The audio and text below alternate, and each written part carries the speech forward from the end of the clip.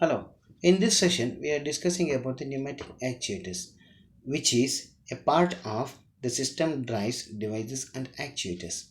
The pneumatic actuators are the devices used for converting the pressure energy of the compressed air into a mechanically to do a task or to you perform a useful work.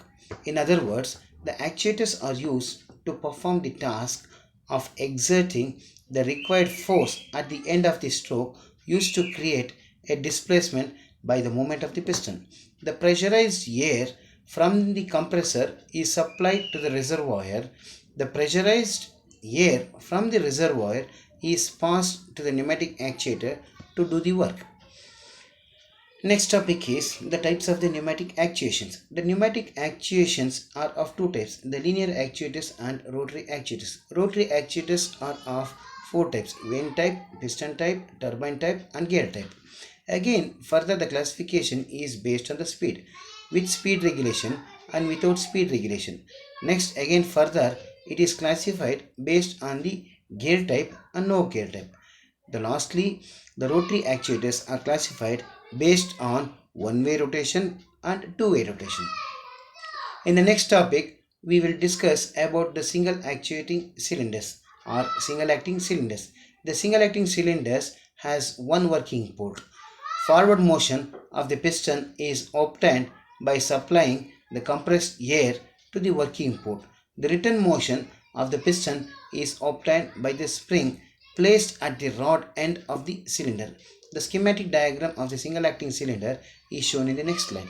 The single acting cylinders are used where the force is required to exert only in one direction, such as clamping, sorting, locking, ejecting and braking. The single acting cylinders is usually available for shorter length because of the spring length, and also the single acting cylinders requires a half the air volume of that of the double acting cylinders. The schematic diagram shows the single acting cylinders. The single acting cylinders consists of two parts. The first one is the piston end, the another one is the rod end. In the rod end is pressurized by the spring. In the piston end is pressurized by the pneumatic or by means of air. Double acting cylinders. Double acting cylinders are equipped with two working ports, one on the piston side and another on the rod side. To achieve the forward motion of the cylinder, the compressed air is admitted on the piston side and the rod side is connected to the exhaust. During the return stroke, the supplied air is admitted at the rod side while the piston side air is connected to the exhaust. The force exerted by the piston both during forward and as well as in the return stroke. The schematic diagram of the double acting cylinder is shown in this slide, which consists of the two ports. One is for the inlet, the another one is the outlet. In the inlet, the compressed air is applied in the extension stroke. From the outlet, again the air which is in the cylinder will comes out from the return flow. In the next motion or in the return motion or in the return stroke, the compressed air is pumped from the pump flow and the air which is accumulated inside the cylinder in the piston end comes through the return flow.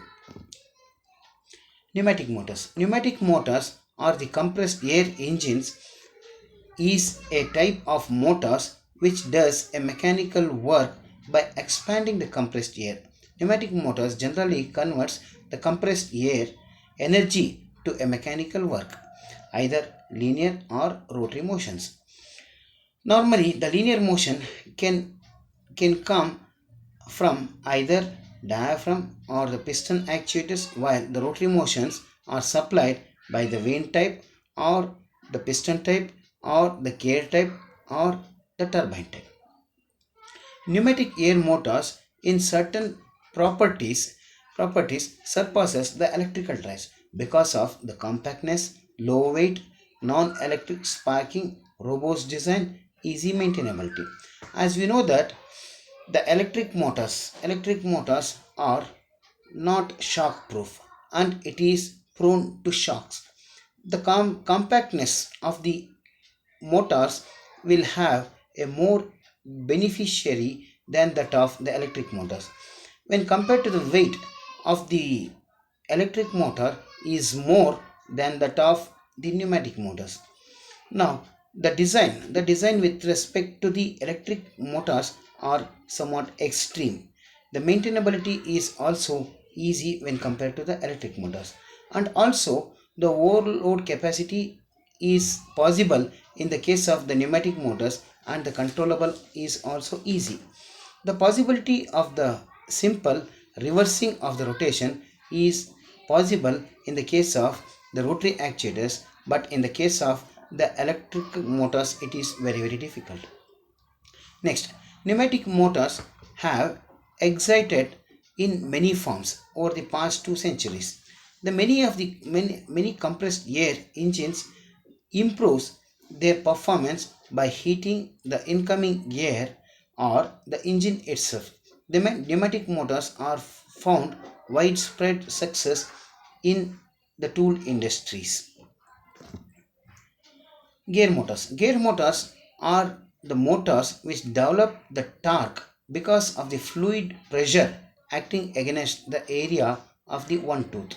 There are two teeth trying to move the rotor in the proper direction, while one net tooth at the center meshes tries to move it in opposite direction.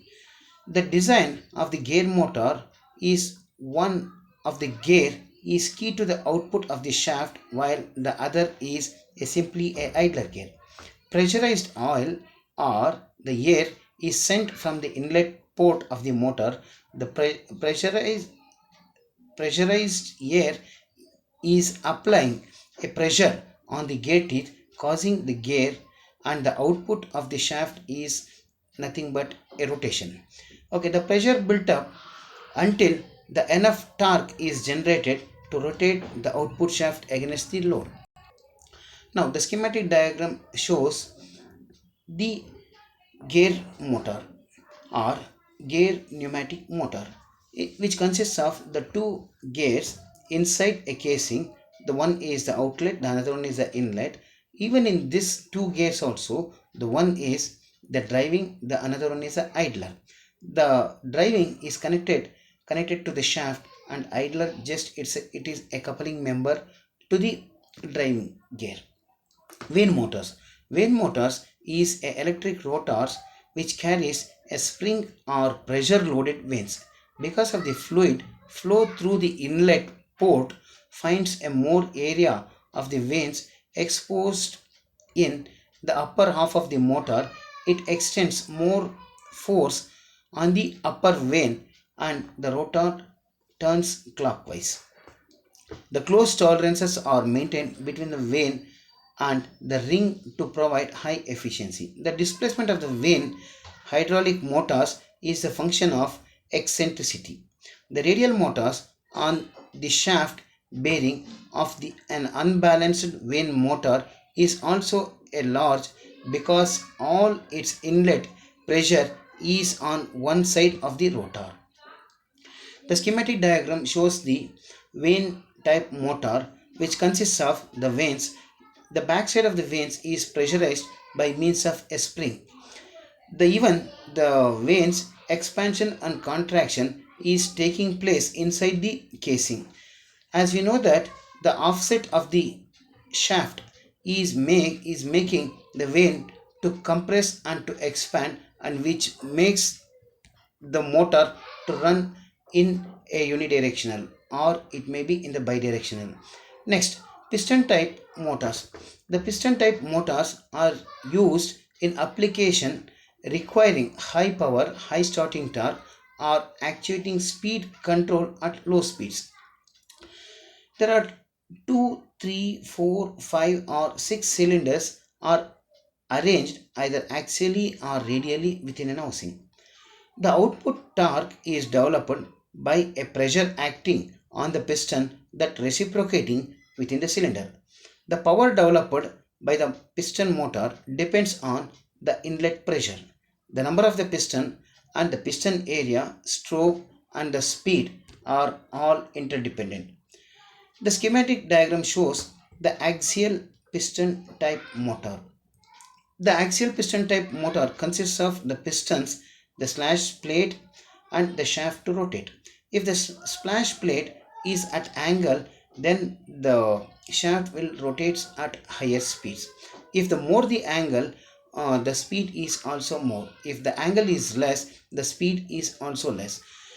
The working is very simpler in the case of the axial type. The radial and axial piston motors have one significant limitation. They are internally lubricated, so oil and the grease supplies must be checked periodically. Radial piston motors. Radial piston motors are robust in construction. The oil lubrication is essential.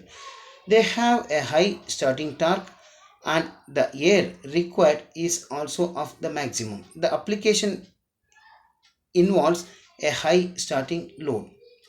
Uh, the schematic diagram shows the 3 and as well as the 5 cylinder rotary pneumatic drives which is used for the applications.